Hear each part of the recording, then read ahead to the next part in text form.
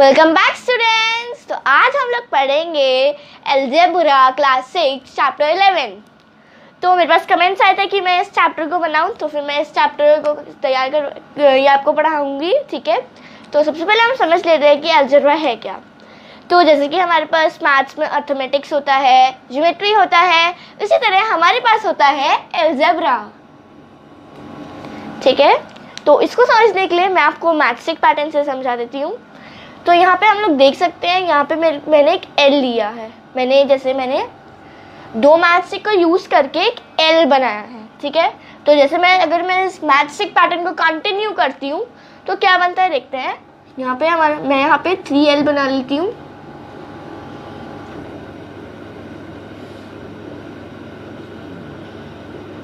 ठीक है, तो यहाँ पे मैंने 3L बनाया है। यहाँ पे मैं लिखूंगी नंबर ऑफ वेल्स और यहाँ पे मैं लिख रही हूँ number of matchstick use in it. तो फिर मैंने अगर 1L बनाया है तो उसमें मेरे को 2 मैचस्टिक यूज होंगी। अगर मैंने 2L बनाए हैं तो फिर मेरे पास 4 मैचस्टिक यूज होंगे।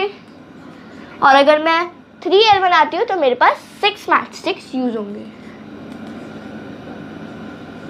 ठीक है, अब हम देख सकते हैं कि यहाँ पे कुछ कॉमन है। क्या हो रहा है हमारे पास, क्या हो रहा है, ये 1 into 2 हो रहा, 1 into 2 हो रहा है, तो आंसर 2 आ रहा है। और अगर हम 2 into 2 कर रहे हैं तो आंसर 4 आ रहा है। 3 into 2 कर रहे हैं तो आंसर 6 आ रहा है ना। ऐसे ही मैं आपको एक एग्जांपल दे देती हूँ सी का, जो मैंने सी एक पैटर्न दिया है। तो मैं ऐसी 3 सी बनाऊंगी।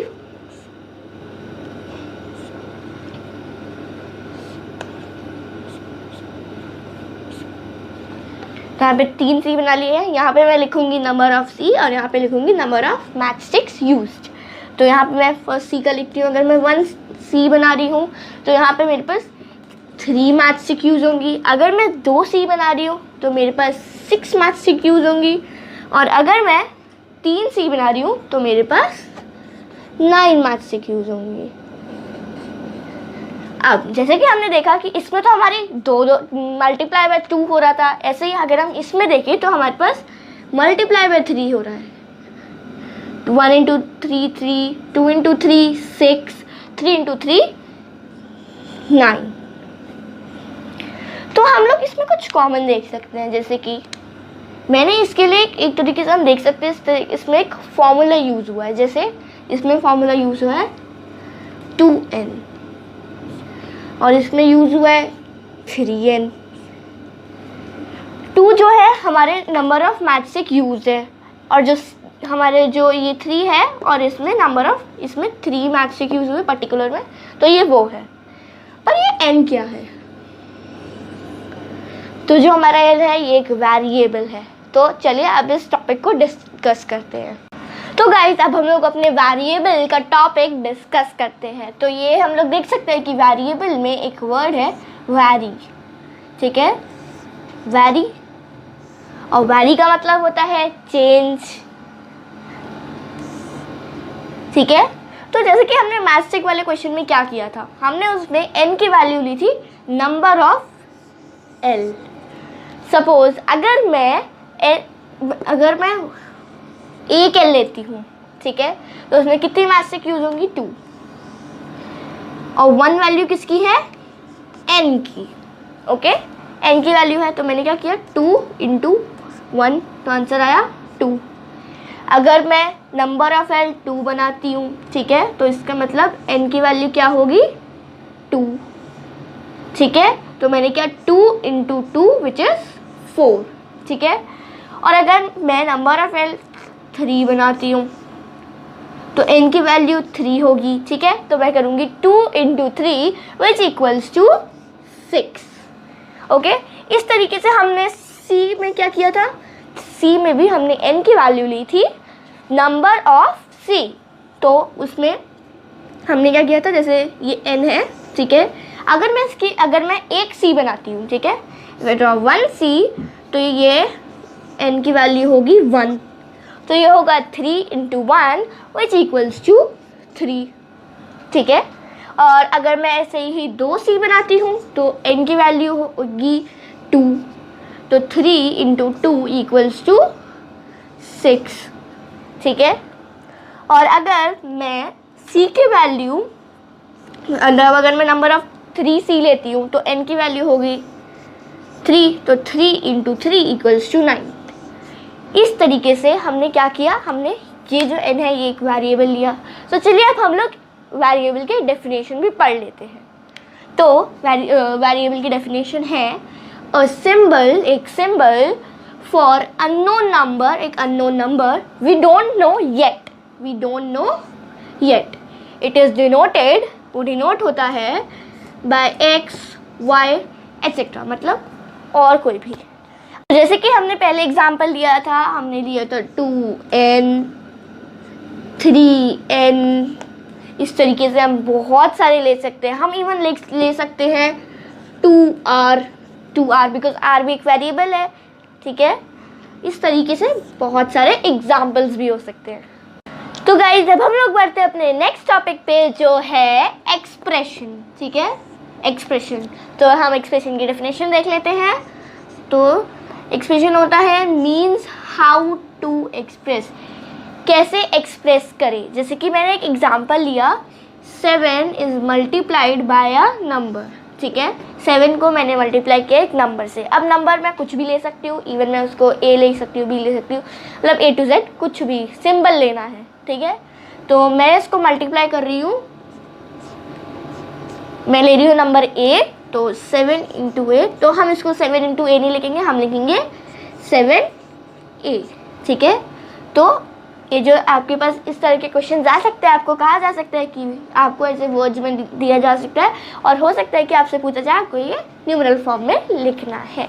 ऐसे ही एक और देख लेते हैं, y is added to 3, y को हमने ऐड किया 3 से, तो ये होगा ऐसे 3 + y, ठीक है। नेक्स्ट है 3 इज़ डिवाइडेड बाय x, 3 को डिवाइड किया x से, तो 3 ऊपर आएगा और नीचे x, ठीक है। ये है 3 डिवाइडेड बाय x। तो गाइस अब हम लोग देख लेते हैं हायर एक्सप्रेशंस। तो इसके लिए मैंने थोड़े से एग्जांपल्स लिए हैं, कि मतलब मैंने थोड़े से क्वेश्चंस भी लिए हैं। तो क्वेश्चन है कि एक्सप्रेस इन वेरिएबल्स, हमें नंबर्स को एक्सप्रेस करना है वेरिएबल, मतलब हमें जो क्वेश्चन लिखा उसे हमें वेरिएबल्स में एक्सप्रेस करना है, ठीक है। तो इसमें बता रखा है कि एक राजू है एंड वी हैव रामू है, ठीक है, एंड वो दोनों ब्रदर्स हैं, ओके। और इसमें बताया है कि जो राजू की जो एज है वो 3 इयर्स लेस है रामू से। वो जैसे रामू की एज मैंने ले ली, कुछ भी ले ली, मैंने वेरिएबल ले लिया x, ठीक है। तो जो राजू की एज क्या होगी, x - 3। एक बार हम लिख के देख लेते हैं। तो हम लिखेंगे लेट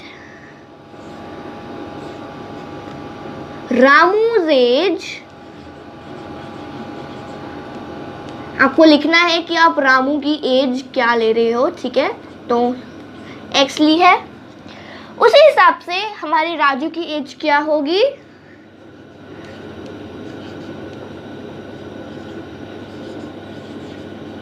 ठीक है। तो राजू की एज इसमें बता रहे हैं कि वो 3 इयर्स लेस है, ठीक है। तो राजू की एज क्या होगी, x - 3, ठीक है।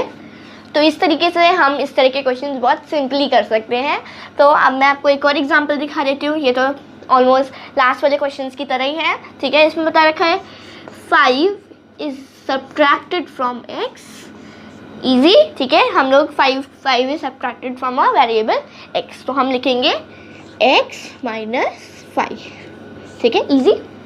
नेक्स्ट है 7 is multiplied by x and added to 5। ये थोड़ा है अच्छा, ठीक है, ये मोस्टली एग्जाम्स में आता भी है, ठीक है। तो इसमें बताया है कि 7 इज़ मल्टीप्लाइड बाय x, 7 को x से मल्टीप्लाई किया है एंड एडेड 5, और उसमें ऐड किया है 5, ठीक है, इजी। 7x + 5 इसका आंसर। तो गाइस जब हम लोग और एक्सप्रेशंस देख लेते हैं और एग्जांपल्स देख रहे हैं हम लोग, तो जो है यहाँ पे मेरे को क्वेश्चन मिला है 5 is subtracted from 2x, 5 subtracted 2x से, तो यहाँ पर मैं आंसर लिख देती हूँ। 2x में से सब्ट्रैक्ट किया 5 को, okay okay. And next is 5 is multiplied by x and added 2। तो ये है जैसे 5 को x से मल्टीप्लाई किया है तो 5 multiplied by x and added 2, ठीक है, ऐड किया हमने उसमें 2, ओके। नेक्स्ट है -4 is multiplied by x and added 3। -4 को हमने मल्टीप्लाई किया x से और उसमें ऐड किया 3, ठीक है। -7 is multiplied by x and subtract 4, ठीक है। -7 को x से मल्टीप्लाई किया और उसमें से 4 को हमने सब्ट्रैक्ट किया। -7 x -4। तो गाइज अब हम लोग बढ़ते हैं कुछ प्रैक्टिकल एक्सप्रेशंस पे, तो जो हमारे डेली लाइफ में यूज़ आते हैं।